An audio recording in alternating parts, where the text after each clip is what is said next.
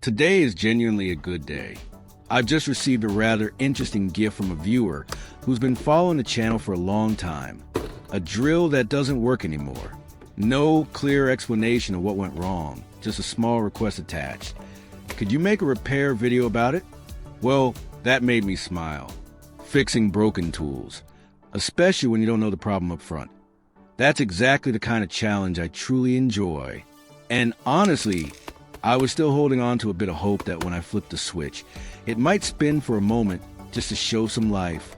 But it seems today there's no miracle. I'll have to go along with exactly what he asked. To find out the exact cause of the problem, we'll start by checking the removable battery, since it's one of the most critical components and also the most likely to fail.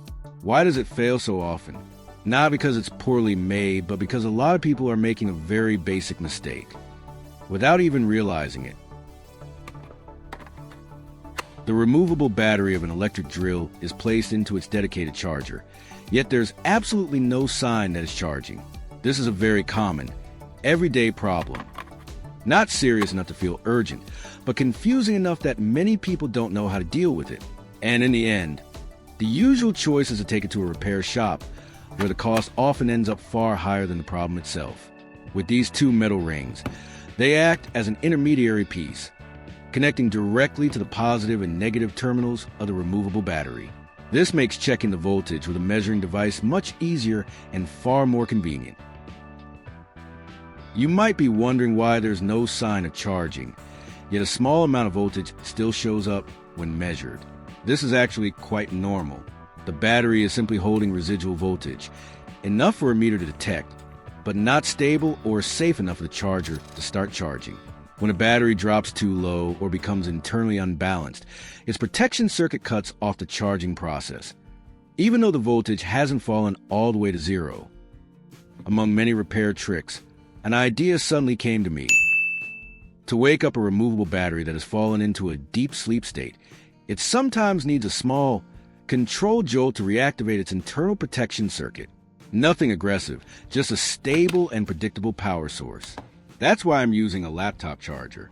A laptop charger delivers a consistent voltage, has built-in current limiting, and is something most of us are already familiar with. When used properly, it provides a safe and practical way to perform this initial battery activation step. And at this point, I'll check the old laptop charger again to make sure it's not causing any issues. If everything looks normal, I'll continue with this method. Otherwise, we'll have to switch to a different approach. Fortunately, the measured voltage comes in at around 20 volts, even though it isn't perfectly stable and does drop slightly over time. In this case, that's actually a good thing. A power source used to reactivate a removable battery doesn't need to be overly strong or aggressive. In fact, if the voltage is too high and too rigid, it can quickly lead to a short circuit or trigger protection circuit in the wrong way.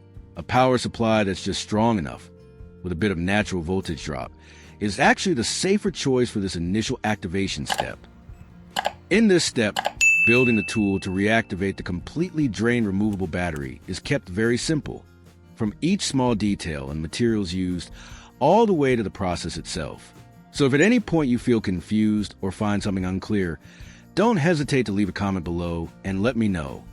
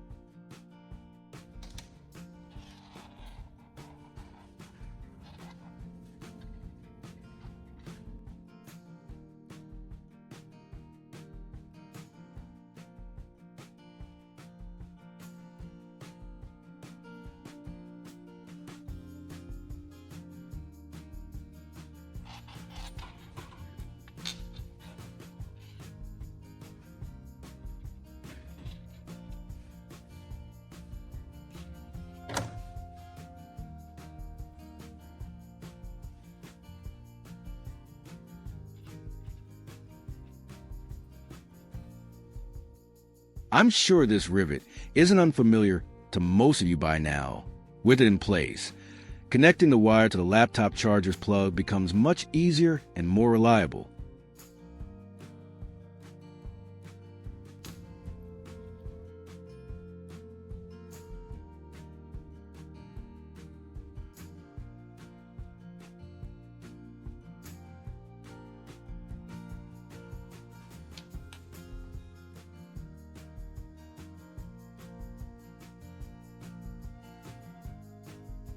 If any of you are following along, please keep this in mind before connecting to a power source. Monitor it constantly throughout the process. The moment the removable battery feels even slightly warm to the touch, disconnect the power immediately. Safety should always come first, no exceptions.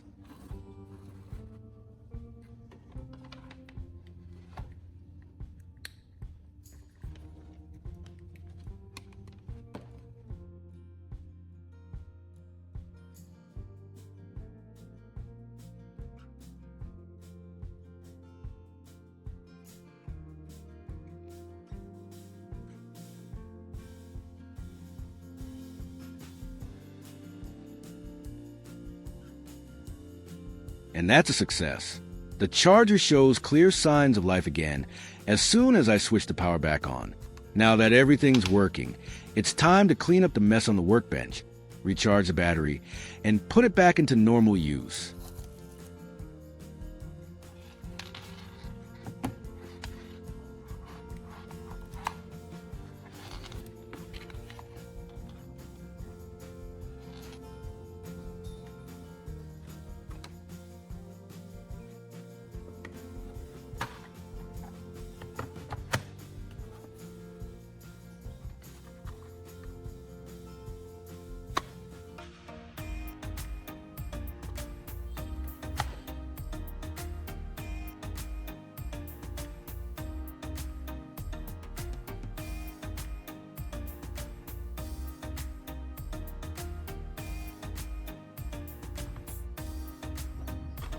Even though the battery is fully charged, I still have some concerns about whether the power supply is truly stable. So, just to be safe, I'm going to run one final check. That's excellent. Honestly, this feels like a bit of luck falling straight from the sky. So thank you to that anonymous viewer out there. And if you're watching this video, just remember, don't regret it later.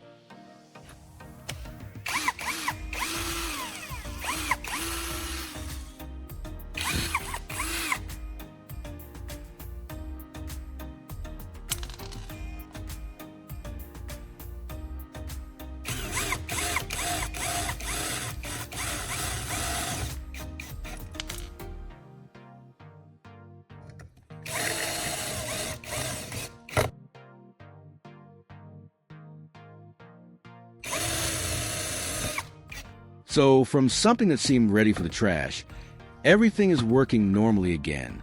With a calm approach, a bit of understanding, and the right method, the solution is often much simpler than we expect.